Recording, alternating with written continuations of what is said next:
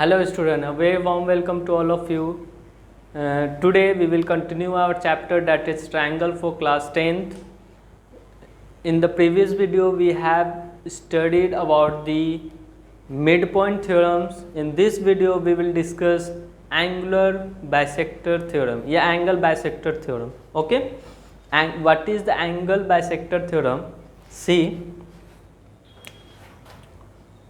angle bisector theorem.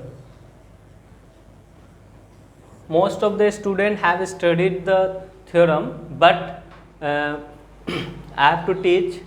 That's why angle bisector theorem I will explain you what is it. है ना?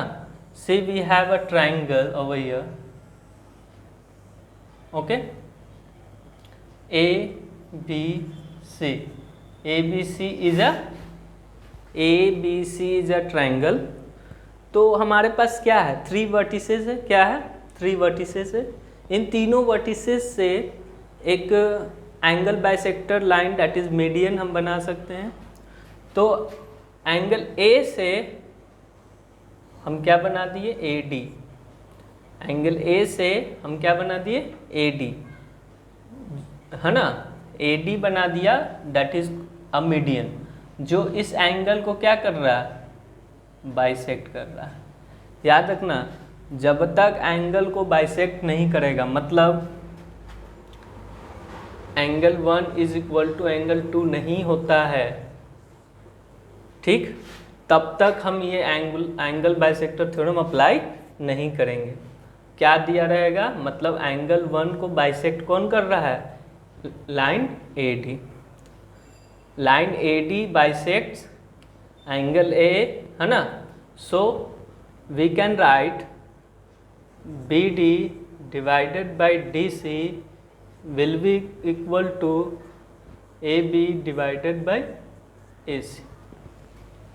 That is the angle bisector theorem. See, the statement is, prove that the internal bisector of an angle of a triangle divides the opposite side internally in the ratio of the side containing the angle.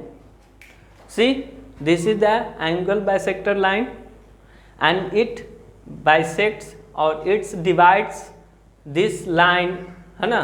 तो divides कर रहा है, तो इसका ratio जो angle contain कर रहा है साइड, देखो एंगल 1 AB के साथ है, एंगल 2 AC के साथ है, तो इन दोनों के रेशियो के बराबर होगा. हमको ये प्रूव करना है, मान के चलो कि इसको प्रूव करना है, to prove, and this is given. Okay, this is given. So what we will do, we will just construct this. See, AD, तो एक लाइन हम ड्रॉ करेंगे. क्या करेंगे, पॉइंट C से एक लाइन ड्रॉ करेंगे जो कि पैरेलल होगा किसके, AD के.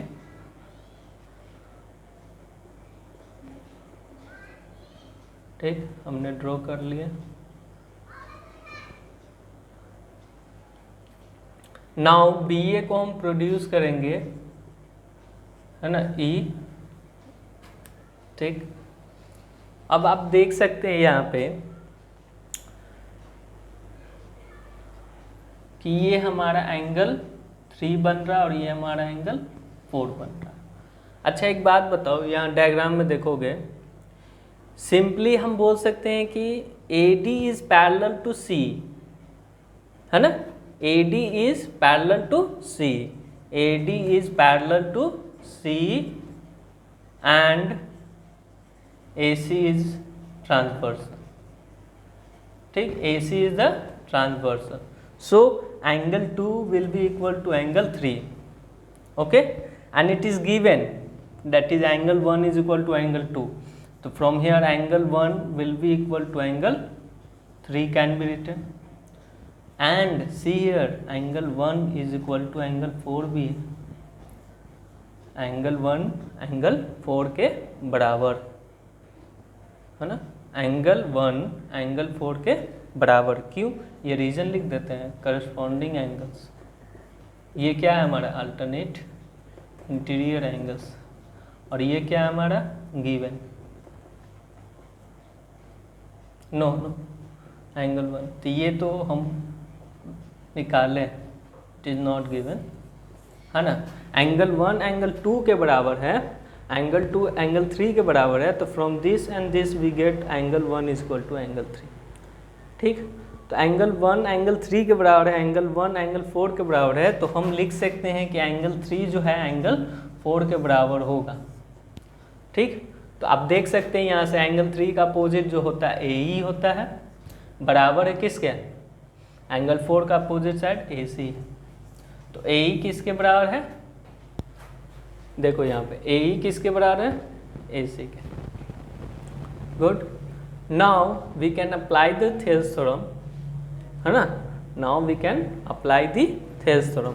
सी इन ट्राइंगल BCE, है ना, AD is parallel to EC, so from Thales theorem we can write BD divided by DC will be equal to BA divided by AE, okay, BD divided by DC is equal to, अब देखो यहाँ पे AE जो है AC के बराबर है, मतलब यहाँ पे AB इसको लिख सकते हैं और नीचे AC लिख सकते हैं, सिंस ये तो आ गया BPT से ना, और since AE is equal to AC था, है ना, हम AE को रिमूव करके क्या लिख दिए AC। तो ये सिंपली एंगल बाइसेक्टर थ्योरम है, जब कभी भी एंगल को बाइसेक्ट करता है कोई लाइन, तो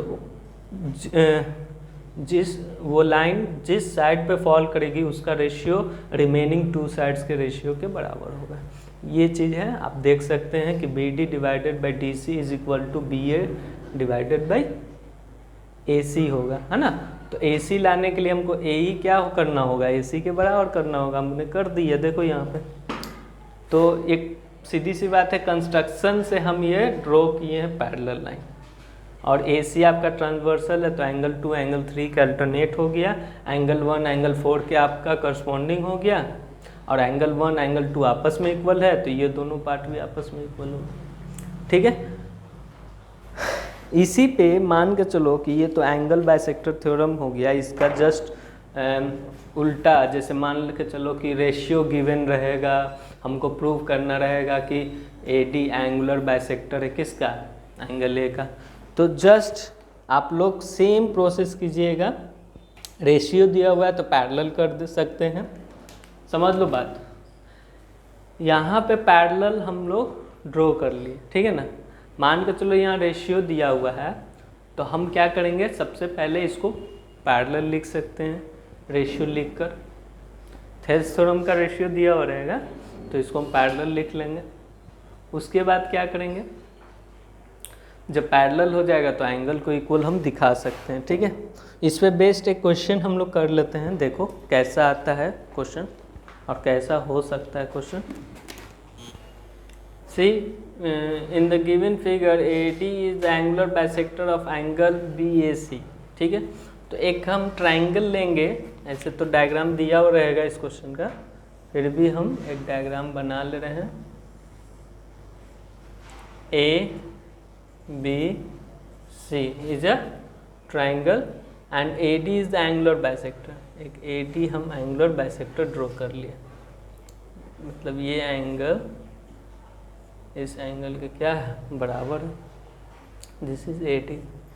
तो आपसे क्या बोल रहा है कि इफ AB का वैल्यू कितना दिया हुआ है बाबू, 10 सेंटीमीटर, AC का वैल्यू दिया हुआ है 6 सेंटीमीटर, BC का वैल्यू दिया हुआ है, मतलब कि यहाँ से लेकर यहाँ तक का डिस्टेंस कितना 12 सेंटीमीटर दिया हुआ है, तो BD एंड DC का वैल्यू निकालना है।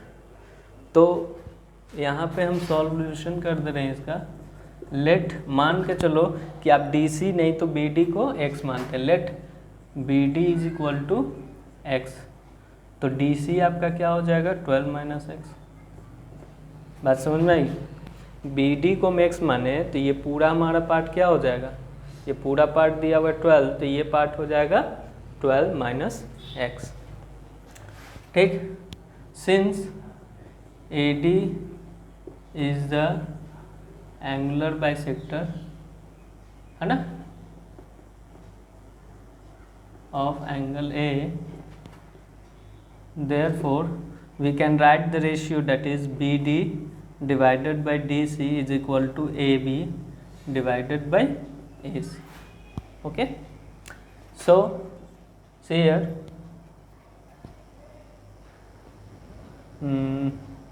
the value of BD is x, the value of this 12 minus x, the value of AB is given 10 and the value of AC is given 6. Cross multiply, 6x is equal to 120 minus 10x. Okay, 10x 16x is equal to 120, x is equal to 120 by 16.